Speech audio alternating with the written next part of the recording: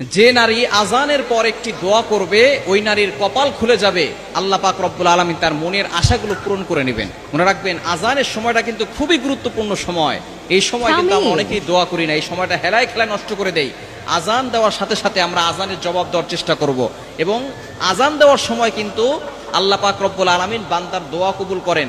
যখনই আজান দেওয়া হয় তখন আসমানের দরজাগুলো খুলে দেওয়া হয়, তখন বান্দার কথা সরাসরি আরো সে আযমে গিয়ে নক করে এবং আল্লাহ পাক রব্বুল আলামিন তার দোয়াগুলো কবুল করে নেন। অবশ্যই আমরা এই আজানের সময় দোয়া করব। নবীজি সাল্লাল্লাহু আলাইহি ওয়াসাল্লাম জানিয়ে দিয়েছেন, এবং আজানের সময় সতর্ক থাকা দরকার। মা বোনদের এই আজানের সময় সতর্ক থাকতে হবে, কারণ এই সময় যখনই আজান দেওয়া হয় তখন শয়তান, আজানের শব্দ যতদূর পর্যন্ত যায় ততদূর পর্যন্ত শয়তান পালাতে থাকে। হাদিসের ভিতরে আসছে শয়তান পালাতে থাকে, এবং কুকুর এই শয়তানদেরকে দেখতে পারে, যার কারণে কুকুর ঘেউ ঘেউ করে আওয়াজ করে। দেখবেন আজানের সময় অনেক জোরে জোরে আওয়াজ করে কুকুর, কেন? তারা শয়তান দেখতে পায়, যার কারণে তারা এইভাবে আওয়াজ করে। এই সময় নারীরা